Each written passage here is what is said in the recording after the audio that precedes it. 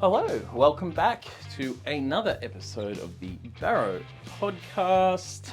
Welcome, hello. Only a few more episodes left on this horrible train we're on of childhood development trauma and mental sort of ill health, and the body keeps the score and so on. Kind of jumping ahead in time. Jumping forward and ahead.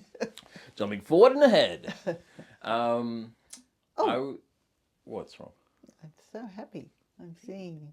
Oh, you can working. see it. Well, you can see it because it's darker in the room today. Because the weather has turned sour.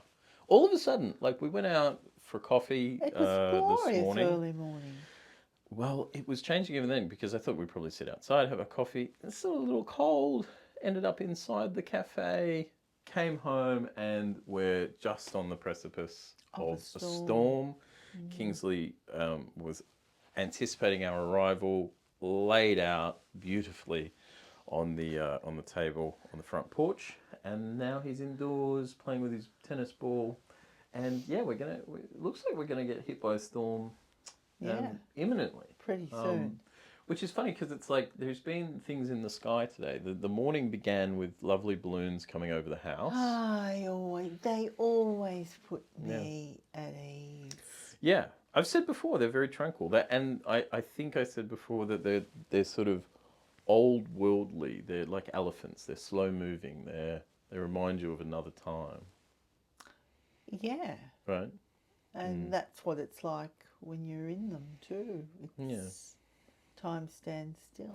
It's so strange that you like being in a hot air balloon and yet are such a nervous person and afraid of heights. Yeah, absolutely. It's weird. Really weird.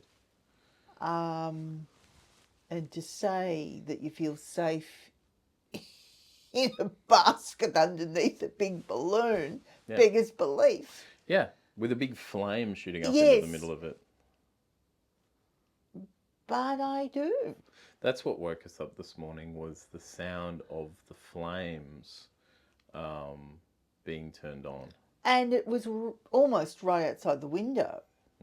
Thinking, where are they going to land? They passed overhead, not even, like between 50 and 100 metres over our heads. Like they were within, it felt like you could touch them. You know, they were right there. And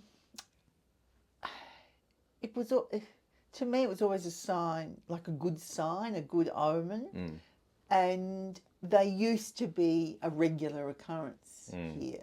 And then, of course, COVID put paid to that business. And it's only just come back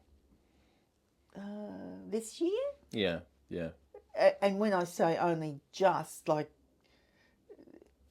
there's no regularity. I mean, that was... No, it's just random. Yeah. But yeah, they were passing really close by at sort of about 6 this morning and sort of woke us up in a nice way. Yeah. And just kind of got on with the day. But now I'm looking out the window and it's just turned and it's nasty and it's a little darker in here than usual. But I don't want to put the overhead light on. Anyway, doesn't matter. I thought we could jump forward and ahead in time and get on to, just to kind of like round this out, just like diagnoses and various criteria for that, and like medications and stuff like that. Because this is the stuff that I don't find particularly compelling, but that needs to be addressed anyway. I mean, the fact of the matter is we're affected by that as well. Yeah, before leaping into kind of like my story, like my kind of experience of life.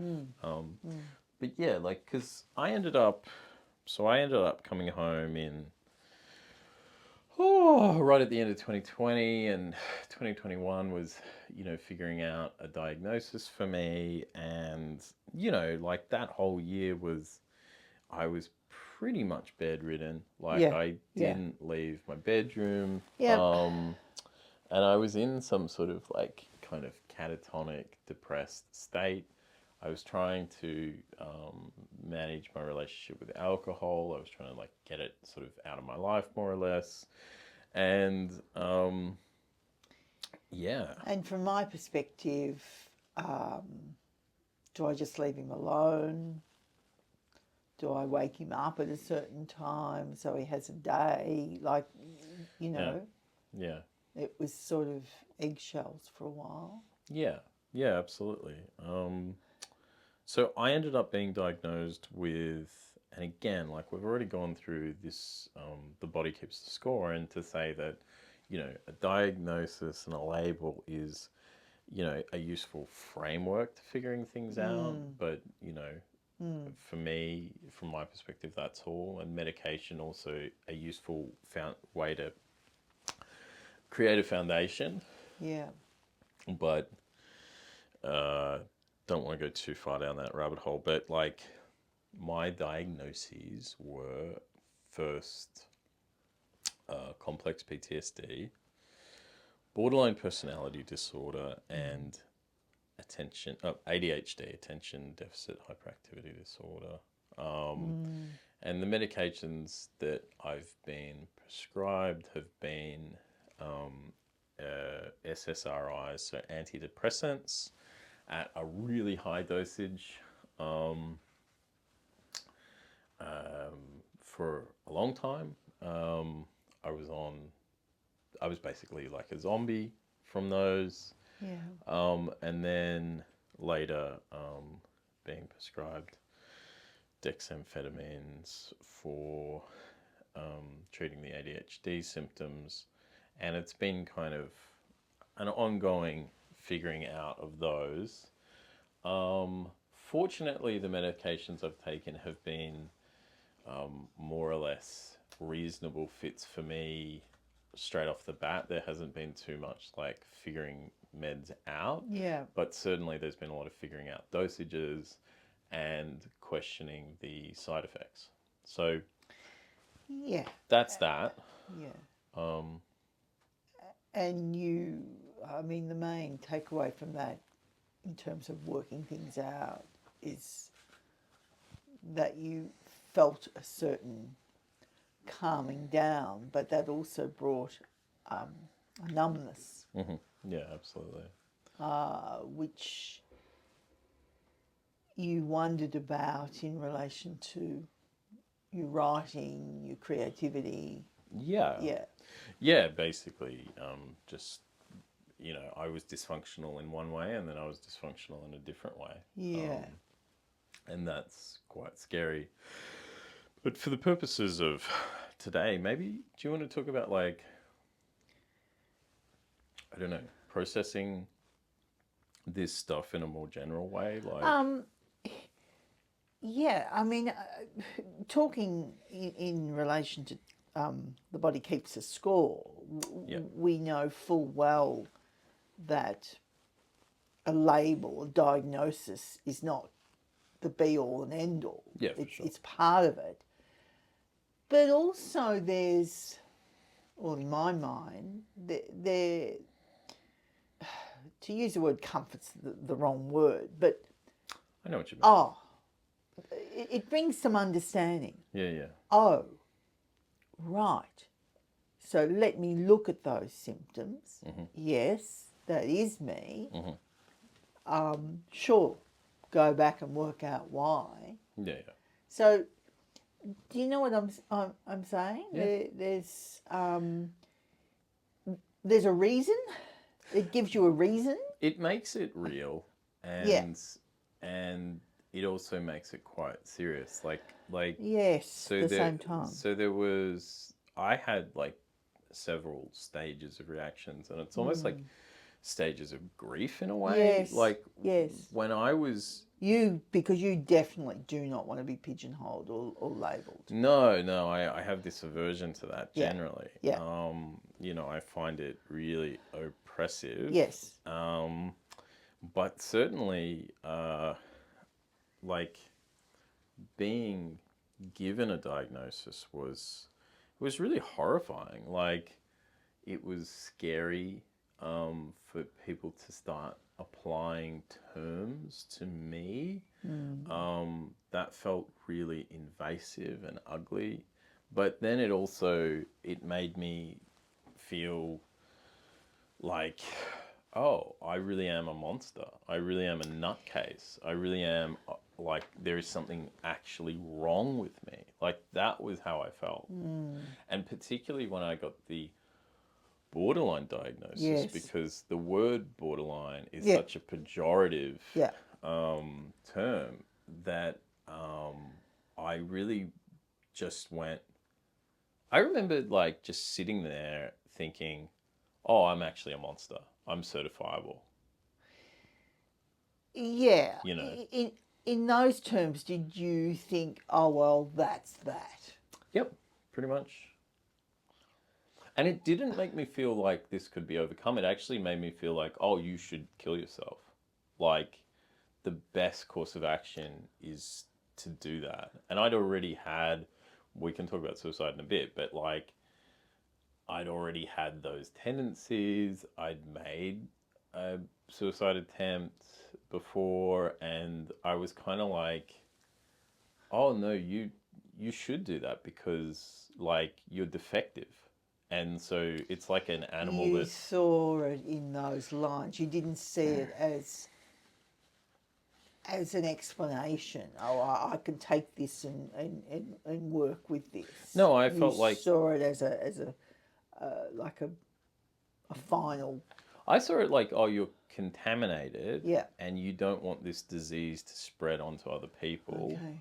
So, like with a rabid dog, you've got to go and put it down. Like, and that's genuinely like, I mean, we looked at the book Pedigree, and I talked about like pedigree from that kind of like social sense. I was like, no, you should, you know when people talk about dogs being destroyed. Yeah. I'm like, oh, you should destroy yourself. Like, there is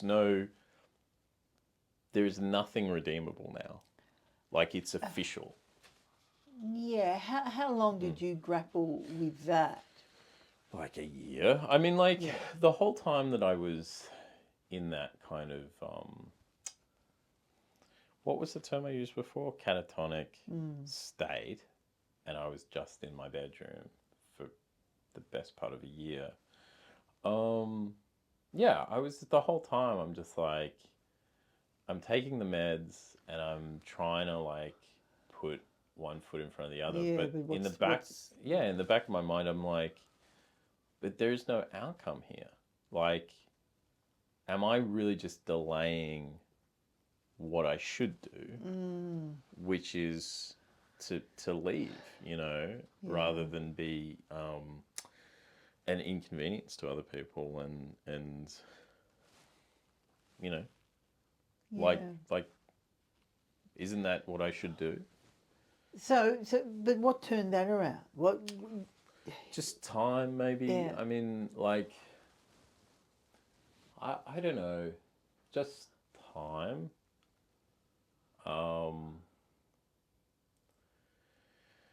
Yeah. And more research? More... yeah, to be honest, like that feeling dissipated when I started reading. Actually, that's a good question.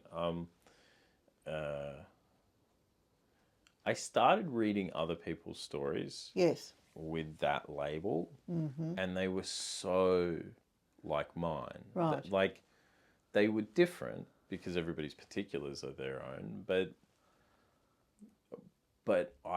they just resonated. I was like, whoa. And the common link in all of that, and like next week we're going to look at mental health texts, and I can sort of go into it a bit more there perhaps, but yeah, the common link was being caught in between, not having a voice, and then, you know, and then certain specific traumas. It was like trauma plus a position in which you felt powerless and silent. Yes. And like unheard, unseen. And because I think it's like when you experience anything in life, when you're first experiencing it, you're the only person that has. Yeah. So it's like, you know, you're not thinking there's other people. You're feeling condemned. Yeah. For sure. Yeah. So reading these other stories and finding like all this stuff that I had in common with these stories, I was like, oh, well, how could I not have been given this label? Like, of course I have this label. You know, it sort of became that. When you look into it, all the background and all the childhood trauma comes to the fore. And I had a tough time processing, like, the PTSD label too, because maybe that's a little bit gendered in terms of, like, being male and feeling like, well, I should be able to handle stress and what have you. And also feeling like, well, PTSD is what soldiers get, and I haven't been through anything traumatic, so what am I talking about? That's what I was going to get to. So was that in the same time that you were realising that, oh my goodness, the childhood experiences and the lifetime experiences are really, you know, off the page? Yeah. And so let's go back and look at those. Yeah, which... And then you're saying, well, yeah, I experienced trauma, so that makes sense, that diagnosis. Well, I grew up not being given permission to speak. So the idea of giving myself permission to claim space as someone who had it tough in whatever way, or, you know, it's like I said before about, like, I mean, who really wants to come forward as a victim of anything? Because it's kind of like, God, I don't want that label. But it's not just coming forward publicly, it's coming forward within yourself as like, am I really going to swallow that narrative down? Like, am I really going to accept? Yes, it's interesting that you use that word, because almost getting the diagnosis sort of in your mind means I'm the victim. You know, you use that word. We don't use that word anymore in what we're talking about. No. But that's how you felt. That's how I felt. I mean, like, yeah. If I start talking about it, I'm not only being labelled with this diagnosis, I'm now going to be labelled as the victim. If I accept in myself that I have PTSD, I have to accept that something caused PTSD, or I have to accept that I wasn't big enough to handle it and now have PTSD. And so it's like, again, it's either I'm weak or I am a victim, whether I'm weak or not, which is in a way worse because it means I was powerless. And so it's like, I mean, would you rather be weak or powerless? But you were powerless as a child. But you don't want to admit that about yourself. Like, who wants to own up to that? Even being a child doesn't cut it as an excuse, quote unquote. You know, like it's very difficult. Well, it was for me, very, very, very difficult to go along with this, because I'm like, if I go down this path, I'm basically going to have to reorientate my whole fucking identity. And to be honest, I wished I'd done it earlier, because my identity to this point and how I'd handled my powerlessness was to become an extremely dismissive person. Yes. I was dismissive of everybody else's pain. Yes. I was dismissive of everybody else's victimhood and trauma and stuff. Like, I was, and in that way, dismissive of other people's stories. Yeah, and in that way, I was really disrespectful. Yeah. And like, and then there's the guilt of that, of having to look back and be like, gee, I've kind of been a fucking asshole for a long time. And that sucks. I don't really want to be that. Yeah. But then you're sort of like, well, what choice do I have? I can either own up to that, or I can continue being an asshole and just push it down. And I don't want to do that, because despite being a bit of a jerk a lot of the time, I was sensitive. I mean, I was a jerk because I was sensitive. Yeah, I yeah, think. of course. Because I think you weren't given the avenue, as we've talked about, to speak about your experiences. So the family narrative meant that you did push all this down. And what's the effect? The effect is somewhere along the line, it has to be acknowledged, it has to be reckoned with, it has to be faced, has to be owned. And in that sense, maybe the diagnoses led to that realisation. Yeah, perhaps. And that's the thing, is like I just wouldn't listen to other people, because I'd be like, look, I probably actually had it worse than you in some cases. Or I had it the same, or yeah, okay, maybe you did have it a bit worse. Yeah. But I don't have to go make a song and dance about this. Why are you talking about it? Shut up. Yes, yeah. That was always your sort of outlook. Like, I'm not going to make a meal out of this. Yeah. But in order... And a diagnosis felt like making a meal out of it. Felt like making a song and dance. Yes. Oh, I'm Mr. PTSD now. Yes, Oh, I'm Mr. yes. Borderline now. I'm like, oh, fuck you. But we've moved on a lot. Well, you've moved on a long way see, from that. I was saying fuck you internally. It's fuck you to myself. Yes, yeah, I know. Like, I know. that's how suppressed, repressed, shut All down, of it was. self-loathing I was like, I'm not allowing myself to speak. And see, that's what I mean about a total reorientation of myself. Is like, I'm now going to go back on my word, my staunch word never to talk, and start talking like some fucking victim. That's how I saw it. That's how I saw it all. And so when I was faced with a diagnosis and medication and all that stuff, as I say, my strongest reaction was, I so don't want to be this person that I would rather not be here. Yeah, but moving past that, that's how this project came into being. Yeah, for sure. Let's get some understanding. Let's go back, because you'd seen me Well, let's be honest. struggle all my life. Yeah. And we were seeing the end point of the parents who had created that atmosphere. I mean, their lives were coming to an end. And we were having conflicting feelings about that. So it made sense then to go back and tell and work out the story.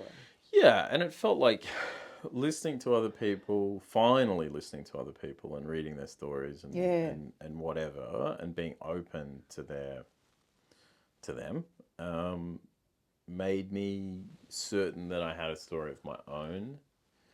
And I was like, well, okay,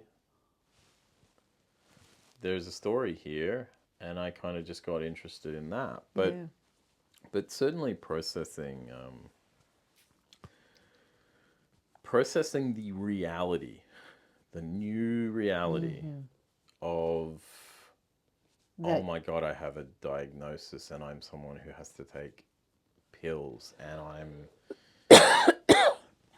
and I have actually struggled, and I have quote unquote mental health problems. Like, really, that sinking in at 31, or however old I was, I think I was that age, 31, 32, that was like devastating and really hard. And so I was knocked out that first year because of sort of three factors. One, I was that depressed. 2, I was on tons of medication.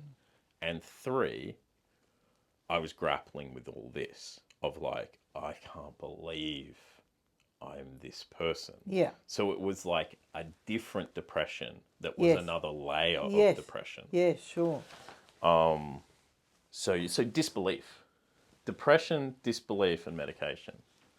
That was the trifecta that had me just in bed that whole year. And my thinking to get through that year was like, if I'm in bed and miserable, that's one thing. But I'm also not doing things. I'm not smoking. I'm not drinking. I'm not out. I'm not causing problems. I'm not killing myself. I'm not. So the lists of what I wasn't doing were enough to soldier on. to persevere. Persevere was the word I was looking for. Yeah, I thought you were going to say that word. And enough to persevere in the state I was in and to see some purpose. To be okay with the state I was in. So I mean, I was never okay with it. No, but like, I was like, let's just wait. And just... Yeah. It'd been a lifetime of waiting. So this was going to be another period of waiting for something. But I wasn't waiting in my usual agitated fashion with, alcohol in me and all sorts of other things. So... Can I go down please. Another path? Sure. With suicidal thoughts. All right. Were they, when were they particularly rampant? Oh, I mean, they've always been there. I mean, that was always, like, I always thought about killing myself. And to the point that I really thought that was inevitable. And to be honest, I still do, which is weird to say. Like, I don't know whether, maybe I shouldn't have said that. I guess, in a sober, as clear-headed as I've ever been in my entire life way, I can still say I will be somewhat surprised if I die of natural causes. Like, really? It just seems like if you look at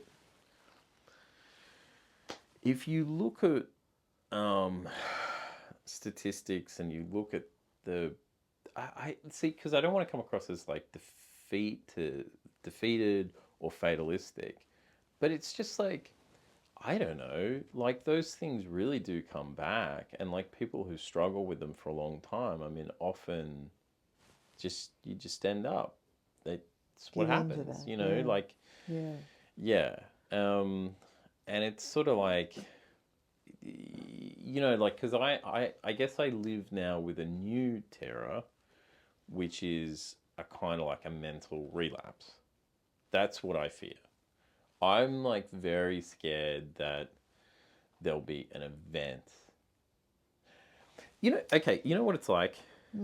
It's like how second marriages or marriages later in life, like, you think they're going to work out because you've got experience behind you, but the fact is that you're more set in your ways, and sometimes those are more short-lived. So you're almost waiting for the event.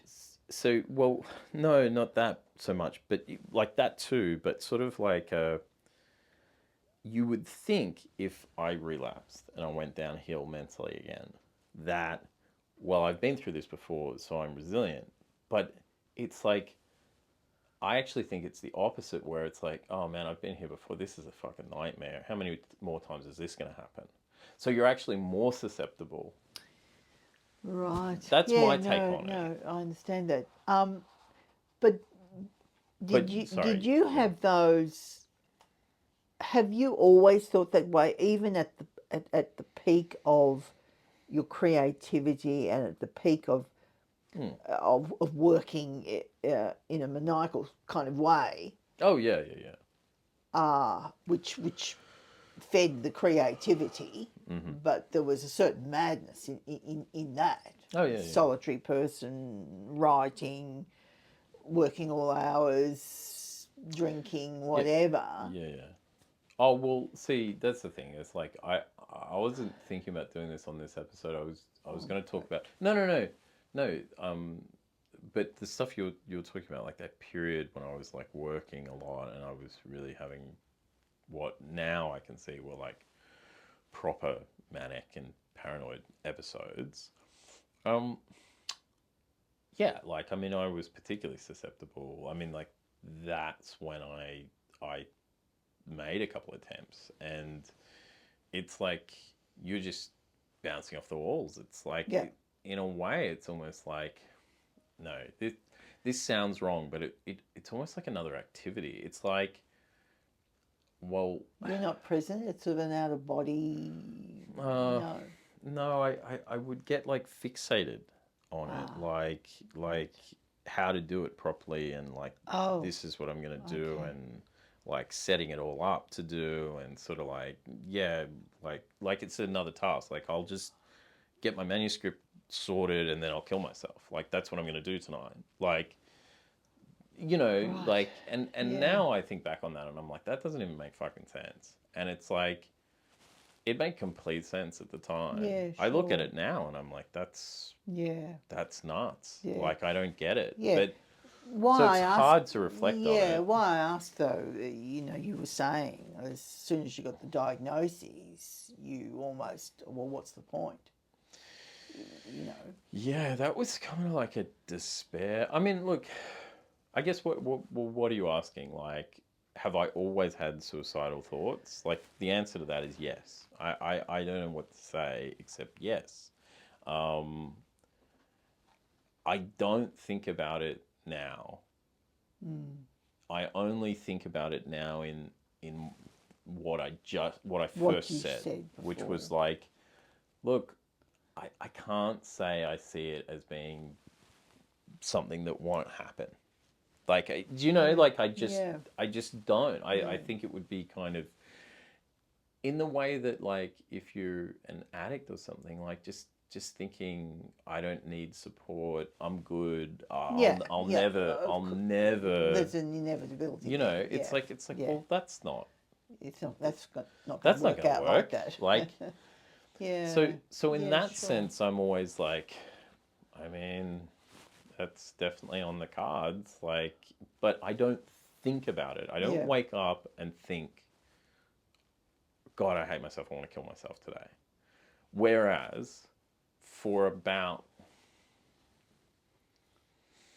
6 to 10 years, I did. You did. Yeah, I just woke up and most mornings was like, wow. God, I just want to just get out of here.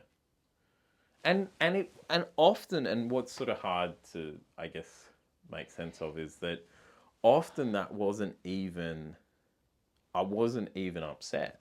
I wasn't even, I mean, I was depressed, but I didn't feel depressed. Like I just woke up and went, I want this to stop. Yeah. Or I woke up and went, should you do that today? No, there's a bit to attend to today. Let's not do that today. We'll put that later in the week. Like it was always there as this persistent thing that needed to get done. It's sort of hard to explain. Yeah, but I wonder if it's that thought. I wonder if it's just a need to escape, and you couldn't see other ways of doing it, so you would think along those lines. Yeah, I guess so. I mean, yeah, I don't know. I mean, as I say, I'm happy to sort of more articulate like the most manic years. Yeah, sure. Later and talk about how suicide crept into that, because that was when it was like it was not just a persistent thought, it was a persistent urge. Right. And so but throughout certainly my kind of like 18 onwards, and really even before that, I'd thought in a kind of despairing fashion. I was like, oh, I just want to die. But there was more to it than just that. It was like, but then it's slowly morphed into, I hate my life. I hate my life. I hate myself. I should really die. Like, I should kill myself. And like, I would try all sorts of things to make my life better. So I would meditate or go to the gym more, or cook, or, you know, have an affair, or this, or drink, and I would just constantly do things, and they never shifted the needle. And I would always be like, just fucking kill yourself. Like, this sucks. This sucks. Like, life sucks. I hate myself, you know? And that was pretty much like all through my 20s. And then I got really bad. 2017, 18, 19, 20. Those 4 years were, I was actually like not in my right mind at times. And those were the years when it was like, no, I'm definitely going to do it. I just need to figure out the hows. And yeah, and I mean, like, there was 2 suicide attempts during that time. And, you know, really fucking frightening. Like, one that sort of should probably have taken and didn't. And the other one was sort of like coming up to doing it, and then I called a helpline. Right. And I left my house and slept in the car for like 2 days because I didn't want to be in my apartment, because I'm like, if I'm in my apartment, I'm going to do it. So that was that period of time.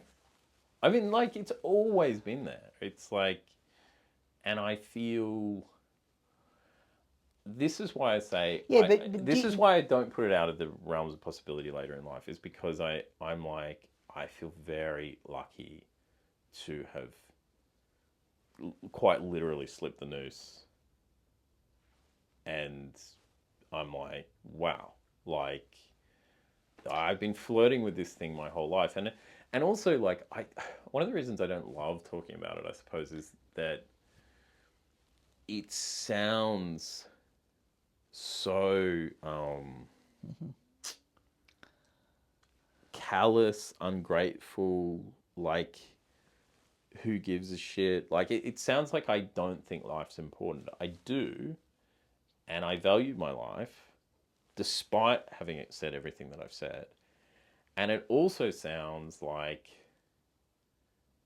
poor me bullshit, I think, because I didn't successfully do it. So, like, I feel uncomfortable talking about it.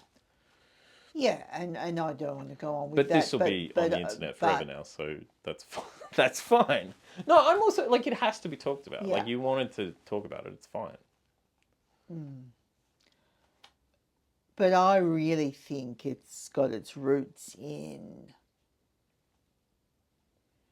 I don't like the family I came from. Yeah. I don't like how I've ended up. Mm-hmm. I'm living a life that I didn't really envisage. Yeah. I want to escape that. I want to leave these people. I want to start again. Yeah. I think that is the root. Mm-hmm. You couldn't see your way to how to do that. Yep. So that's a way. That becomes a way in your mind. Yeah, I agree. I don't disagree. I think there's other things going on, but I also think that's mostly the truth of it. Yeah. Certainly. Like, and in terms of therapy and diagnoses, did you talk about that? Those feelings? It's a little bit like the the abuse stuff where it's sort of like I could be particularly cagey. Yeah, sure. But I mean, like, it was bad enough that so it was bad enough that I had a mental health professional who'd been alerted to my state of mind, and there'd been like a bit of an intervention going on about like, oh, I'm pretty sure he's like pretty close to that. So there was kind of a bit of an emergency situation with me there. And then separately, there was a period where I actually genuinely felt like I needed sleeping pills. And yeah, I had a psych who was just like, no way. And had told my GP no way. Okay. So, I mean, that's how serious it was. Like, it wasn't a joke. It was like, and it wasn't just playing at things. It was like, you had professional people being like, he can't have certain meds, he can't whatever, he needs to be monitored, you can't give him a script for anything. Right. Okay. Because we don't know what he'll do with it. Yeah. So, I mean, that feels real. And I have like an insecurity that none of this is real enough. Oh, yeah, it's real. It's real enough. Yeah. I just feel, on this particular topic, I feel uncomfortable because I had a friend who did successfully commit suicide when I was 20. And so I'm sort of like, it feels, oh God, what's the word I'm looking for? Not ungrateful. It feels, there's a word, but it's almost like a who am I to be talking about that when, you know? Yeah. Yeah. Yeah, and that was another...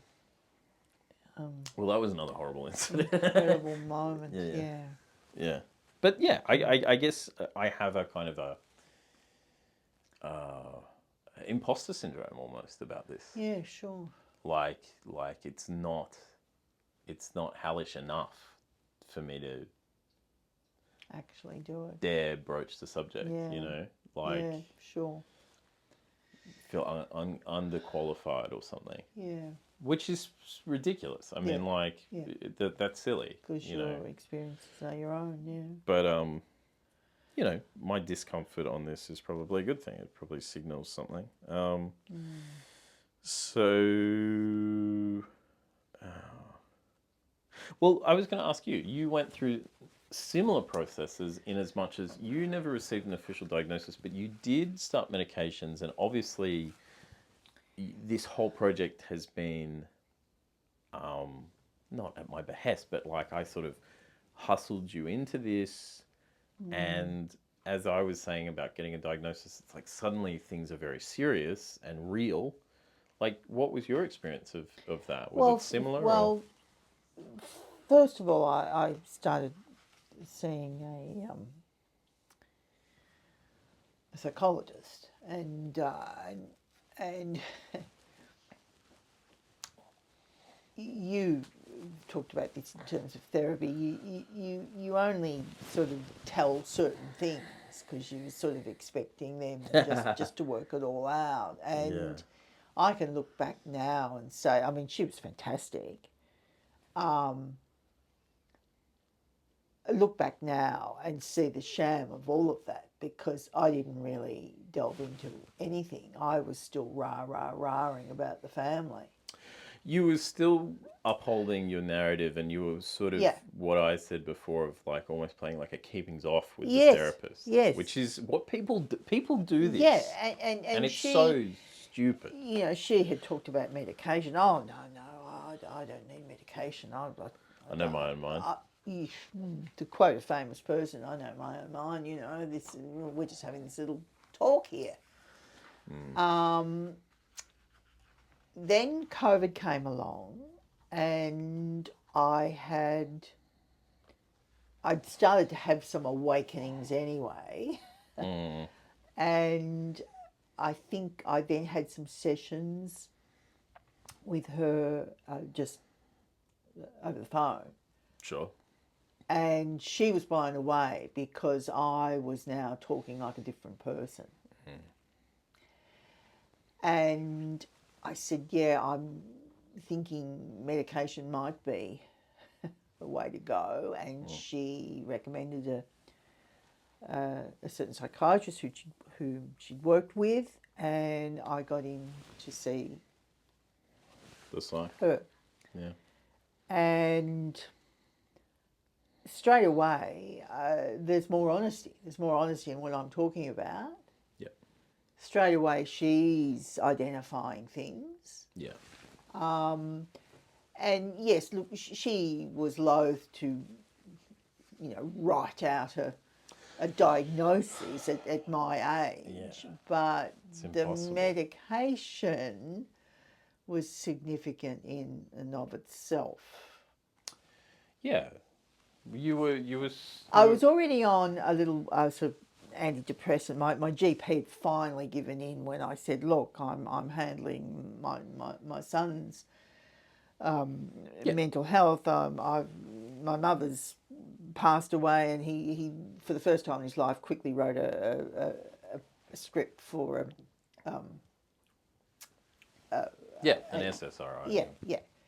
But when I got to her, I'm now taking more serious medication. Mm-hmm. Yeah. Yeah. And what was that like for you? Was that...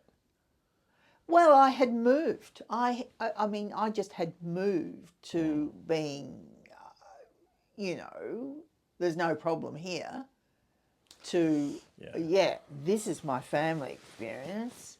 This is what I'm experiencing. This is what my son's experiencing. And yes, give me all the medication that you want to give me. Yeah. So, I was ready. You thought it was interesting that they prescribed an antipsychotic as well as an antidepressant. Yes. Yeah. That's what you're alluding to. Yeah. Right? Yeah. Yeah. And again, I'm having a little bit of your reaction. Oh, wow. Do I need that? Yeah. Yeah. I mean, it's very... it's not the diagnosis, but it is in terms of the medication. It's confronting, yeah. Yeah. And certainly, like, if you're prescribed something, regardless of whether you have a diagnosis or not, it is saying that you obviously tick boxes. Yes. In some way or another. Yeah. Yeah. I like, you'd gone a lot longer than me without addressing stuff, and you were at a later stage in life to be starting in on this. I can only imagine it would have been harder for you. And the other thing too was, I have always had guilt around, it's like the conundrum, like the ethical moral conundrum of, like, you've got some Amazonian tribe that have been untouched by civilization, right? And what do? Do you go in there and bring them out into civilization? Do you go in there with your technology and show them, hey, you can actually light that fire pretty easily using this contraption or whatever? Yeah. Or do you just leave them? And I kind of faced a similar thing with you of, like, it was... From the perspective that I was here, I couldn't not speak because we were just running into each other naturally. And so this has kind of evolved out of that situation. But prior to me coming here, that had always been my dilemma of, like, do I bother or do I just let her be? Yes, but by the time you're back, I'm already experiencing some awakenings, all too late. And I'm really wanting to do this because as we begin to talk, what you challenge me with and what you tell me, I really knew. Yeah. which, well, that brings up another thing. You know, so we are on the same page. And so the realisation that I had repressed all this all my life and felt a certain frustration, felt anxious every day of my life, felt nerves in my stomach every day of my life because of a set of circumstances, and not dealt with it, not acknowledged it, and not got myself away from it. So you weren't. No, I know that, but you know, you weren't forcing anything. Yeah, but I still do have some. It's always been an issue. It's always been something that I've like wrestled with. Is like how much do I like push this person, or do I bother? And I think everybody will come to those decisions on their own, and a lot of it's got to do with the size of the family. So it's like, look, if you're my only family, which you are, I'm just not going to have a conversation with you for my whole life. Just, if I'd had siblings, if I'd had a family of my own, if you had a husband or you sort of slot in with a different context. Yeah. But in the case, and why we've been able to do this, is that it is only us. So the effect is kind of small. It's not like I'm going in and invading, you're a stepmother to 3 kids and I'm giving you a revelation about your life and you're affecting them. We have to come to terms with it. Well, either we have to come to terms with it, or the fact is that whether we do or we don't, it's confined to us. Yes. So we're kind of like the isolation works to our favour in doing this. We have we have the ability to do it. Yeah. So